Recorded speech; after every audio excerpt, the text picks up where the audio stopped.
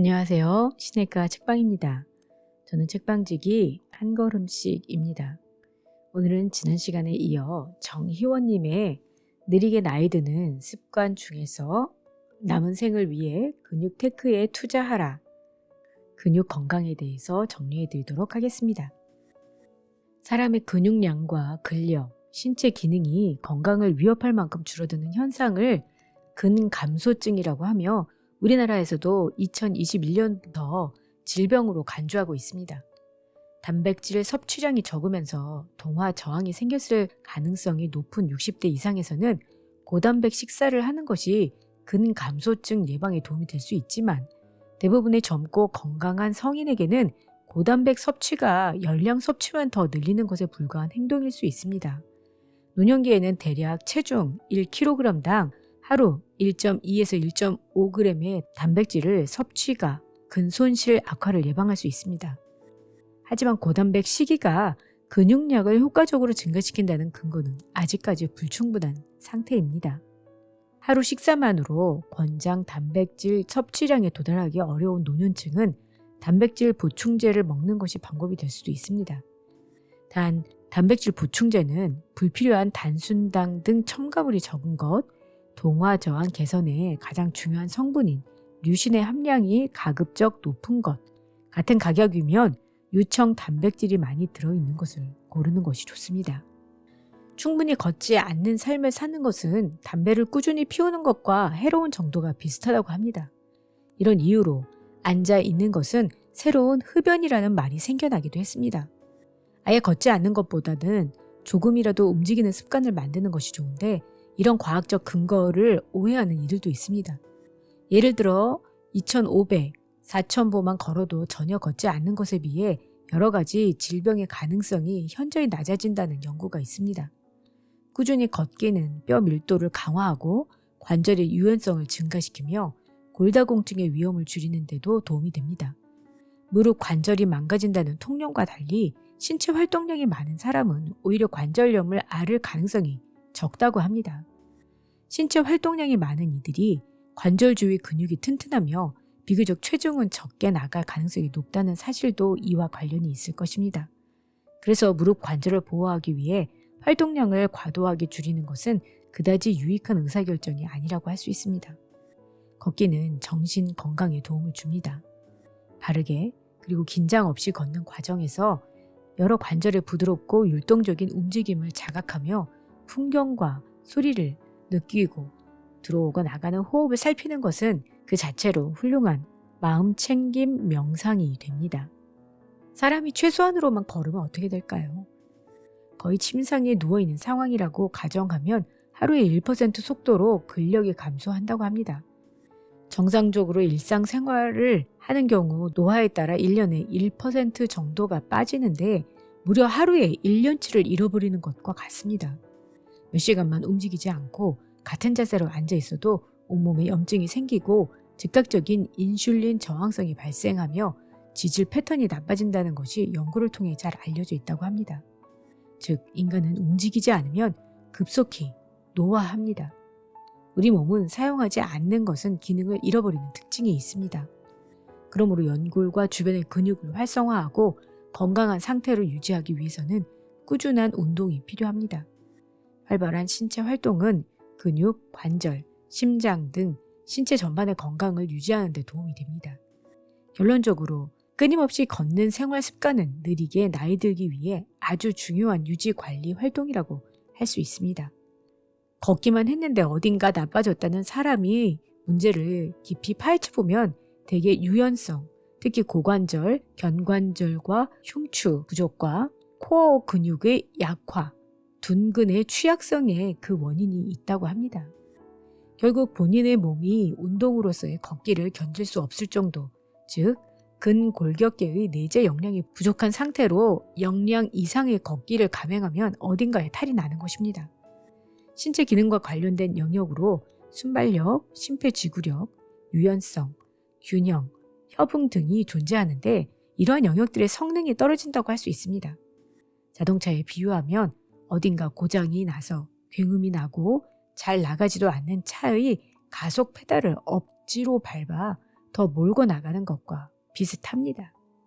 제대로 걷기 위해서는 유연성을 높이는 운동을 통해 고관절, 견관절, 흉추의 움직임 범위를 늘리는 것이 중요합니다. 그리고 유연성을 높이는 데는 여러 관절 가동 범위를 늘리는 정적, 동적 스트레칭이 가장 기본입니다. 코어 근육은 플랭크나 브릿지 같은 운동을 통해 강화할 수 있습니다. 스쿼트나 런지 같은 둔근 강화를 위한 운동도 필수적입니다. 이런 운동은 단순히 근육을 강화하는 것뿐만 아니라 걷는 동안 올바른 자세를 유지하는 데 도움이 됩니다. 관절 주변 근육이 강화되면 관절의 부담이 덜해지고 자연스러운 자세로 통증 없이 걸을 수 있습니다. 궁극적으로는 앉기, 서기, 집안일 하기 등의 일상생활에서 몸을 안정적이고 효율적으로 움직일 수 있게 해 걷기와 선순환을 만들 수 있습니다.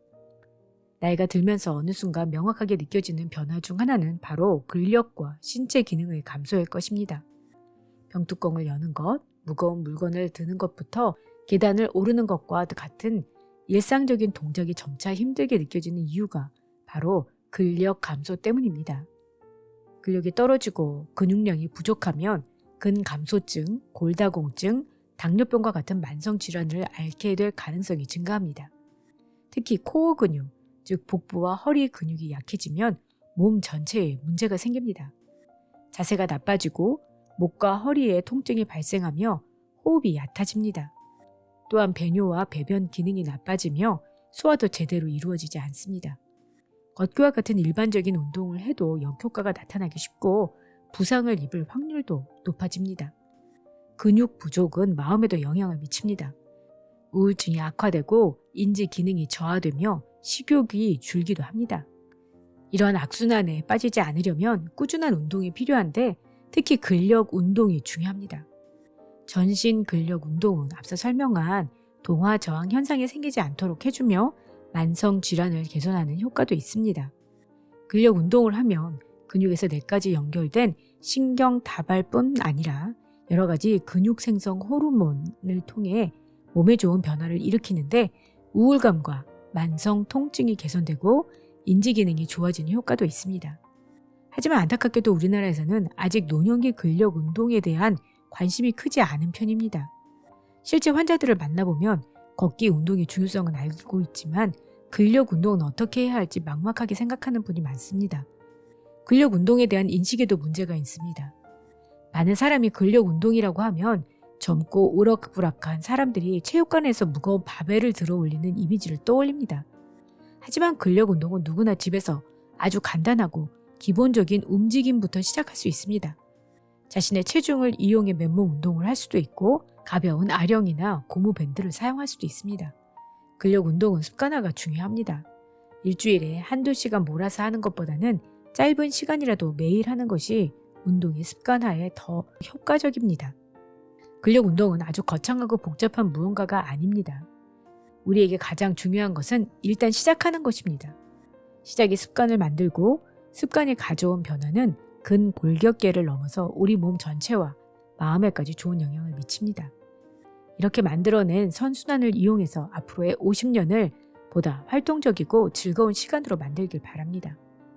노년기의 삶의 질을 위해 중요한 근육은 많지만 가장 중요하게 챙겨야 하는 것은 코어와 둔근입니다. 코어는 흔히 복근으로 아는 분이 많은데 사실 복근과 횡격막, 등 근육, 골 반저 근육을 포함하는 근육 그룹으로 자세 유지, 균형, 그리고 몸 전체의 움직임에 중요한 역할을 합니다.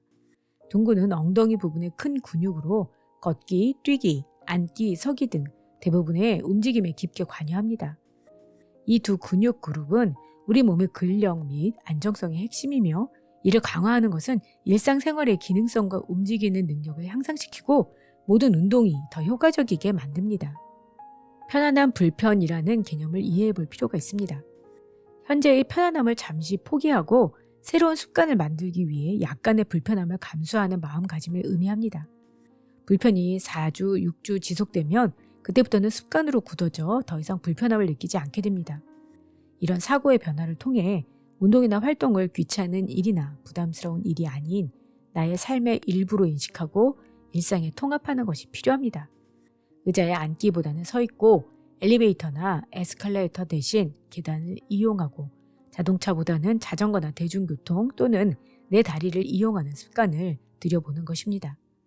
우리의 삶에서 신체 활동과 운동을 적어도 얼마만큼 해야 하는지 감을 잡기 위해서는 국제적인 운동 가이드라인을 참고해 볼 수 있습니다. 먼저 유산소 운동은 매주 중강도 운동을 최소 150분 하거나 고강도 운동을 75분 이상 하는 것이 좋습니다. 다음은 만성질환을 예방하고 근육 건강과 이동성의 내재 역량을 유지하기 위한 50, 60대가 실천해 볼 수 있는 운동 종합의 예시입니다. 1. 내 몸을 교통수단으로 생각하고 일상에서 걷기를 실천합니다. 하루에 7,000에서 8,000보 이상을 목표로 걷습니다. 2. 중강도 또는 고강도 운동을 주 2, 3회 실천합니다. 수영, 조깅, 달리기, 자전거 타기, 등산 등의 운동을 통해 심폐지구력뿐만 아니라 전신의 근육을 강화할 수 있습니다. 개인의 취향에 따라 종목을 선택하면 되는데 되도록 여러 가지 운동을 섞어서 하는 편이 좋습니다. 주 2회 이상 전신 근력 운동을 실시합니다. 자신의 체중을 이용한 맨몸 운동, 플랭크, 브릿지, 팔굽혀 펴기 등으로 시작합니다. 이것에 더하여 코어와 둥근 운동은 매일 10에서 15분간 합니다. 가능하다면 매일 태극권, 기공, 요가 같은 정적인 운동을 10분에서 20분 동안 실시하는 것이 좋습니다. 유연성과 균형, 협응에 도움이 되고 스트레스를 줄이는 효과가 있습니다. 스트레칭을 매일 10에서 20분간 실시합니다. 피곤해서 체력이 부족해서 운동을 못하겠다는 사람에게 하고 싶은 말은 그럴수록 지금 당장 더 움직여야 한다는 것입니다. 움직임이 부족할수록 체력은 더욱 떨어지고 그로 인해 운동할 의지도 줄어듭니다. 이런 악순환이 고착되면 그 끝에는 침상 생활이 기다리고 있습니다. 이 악순환에 빠져나올 수 있는 유일한 방법은 몸을 움직이고 운동하는 것입니다. 결국 발상의 전환이 필요합니다. 우리의 정체성을 움직이는 사람으로 인식하고 이에 걸맞은 삶의 방식을 택해 이를 일관되게 실천해야 합니다. 실천이 지속될수록 예상치 못했던 선순환을 경험하며 움직임을 만들어내는 삶을 점점 더 즐기게 될 것입니다. 여러분도 근육 테크에 성공하시기를 바랍니다. 다음 시간에는 치매라는 막연한 두려움에 대해서 정리해 드리도록 하겠습니다. 그럼 다음 시간에 뵐게요. 안녕히 계세요.